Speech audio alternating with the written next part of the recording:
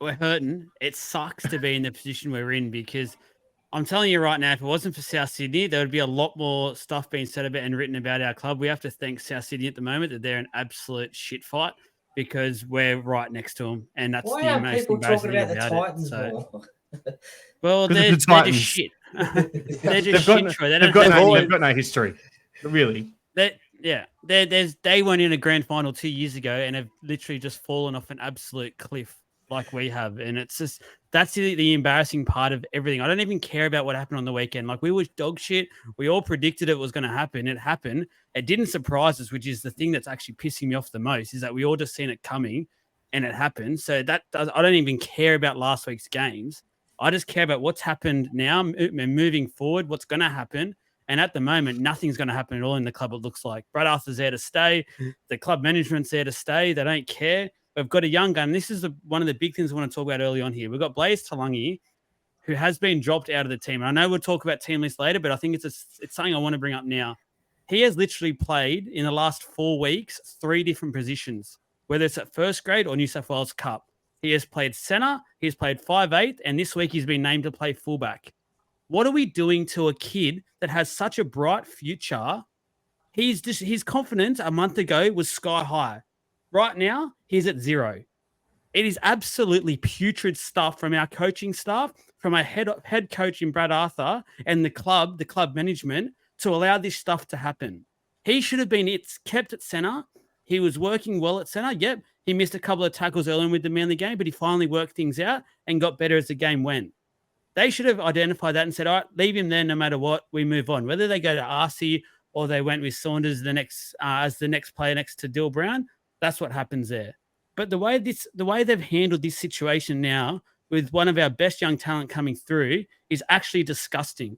Like, this for me is the letter where it says, you know what, Brad, thank you very much for everything you've done. And I mean that wholeheartedly. There was no one else that could have got us through the shit that we went through with the salary cut dramas, etc., and how bad we were. But the time has come where you've got to move on, and you can take club management with you, and you can take a handful of the players with you as well, because I'm over it. Why Morgan Harper is back already, I have absolutely no idea. Like, all I've heard from so far from everyone is he's been solid. If that's the person we're bringing into our team that's been solid, that is our issue right there. Now, I've said all along, and I hope people start to actually listen to me, our back line is rubbish. It has been rubbish all year. There is no depth at all. The guy that is our best option there at centre has now been dropped to play fullback. So there's no, his talent's just getting wasted at the moment. He has done nothing wrong to warrant getting dropped by a Manly Sea Eagle reserve grader from last year who couldn't even crack a side at the end of last year, who had injuries galore. He still wasn't getting named to play. And we're sitting here going, oh, yeah, Harper's been solid this year.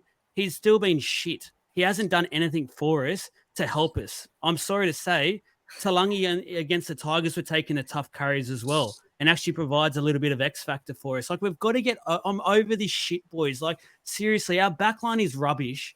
And we're talking about bringing in Morgan Harper going, oh, he's a solid option. It's all good.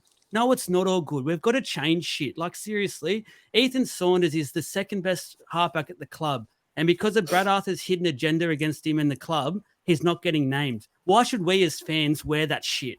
We're the ones forking in money this year, going to the games this year, watching for 80 minutes on our couches, watching all this shit. And because they've got a hidden agenda against a kid who's just trying to get a better advance in his NRL career because he won't get a spot in front of Mitchell Moses and Dylan Brown, and that's granted, why should we cop that as fans? It's absolutely disgraceful. Lussick, yes, he had a good first 1 or 2 games, fluked it. The way I see it, he's fluked it because he's been shit for a number of years now. He's the third best option at hooker at this club. How he's still there, I've got no idea. Our best hooker is Matt Arthur. Put him in. Put him and Saunders in this weekend against the Cowboys team, who defensively have actually been very, very poor. So if we're at home, it's the best time to blood a few young kids. It may seem crazy because we just got smashed, but we're at home. We're playing against a team who's actually defensively very, very poor, but we keep going for these safe options who have done absolutely jack shit for us. And I'm sorry, but I'm fucking dead set over it. It's been the way for what, 13 How years many? now. Yeah, I was gonna say, You're right. But when's things going to change? Like, this is the thing. I'm sick of it. I'm sick of everyone sitting here and stuff and fans saying comments and that all the time, not actually voicing their opinion. Like, if you guys are unhappy about stuff, actually start saying it, because the club. Well, there was changes this week. Hang on, Troy. Hang on, mate. He made changes this week. Mate, not the right ones. What changes? We're going to sit through another 80 minutes of Morgan freaking Harper. We're going to sit through another 80 minutes. Well, that was one change. Sevo's been dropped. Arcee's come into the team. Cartwright's come back. So there's changes. Are we going to sit through another 80 minutes of Dylan Brown at halfback, who clearly isn't a halfback, but Brad Arthur, once again, he's too pig-headed to actually admit his fault and play him at 6 and have our next best halfback in the team? It's clearly not working.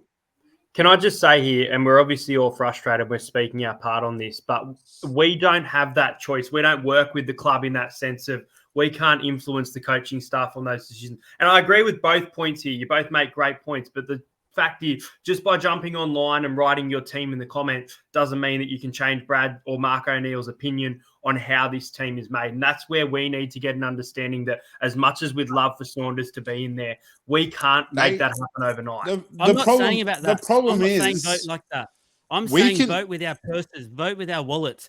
Like, the shit that they've produced this year, like the merchandise has been shithouse. Stop buying it, people. It is actually shit. It's embarrassing to look at. Stop buying this shit and supporting this disgrace. It's disgusting. Honestly, like, we keep sitting here going, bagging the club out, but then the next week we're all buying the merch and shit. Stop doing it. Stop buying it. That's your opinion. That's your opinion. Others but like the club it. They literally buy only it. cares about the money. They've literally come out and said it. They only care about money. So stop giving him the money. Watch it all quickly change. But you don't like it. You don't like it, so you don't buy it. Yeah? I won't buy But others do like it, and they have bought it. No, honestly, if you want to support mediocrity, no worries. Keep doing it. But we are not going anywhere, and we continue to go down. It wasn't panic stations last year, Troy. Is it going to be panic stations this year when we got the wooden spoon?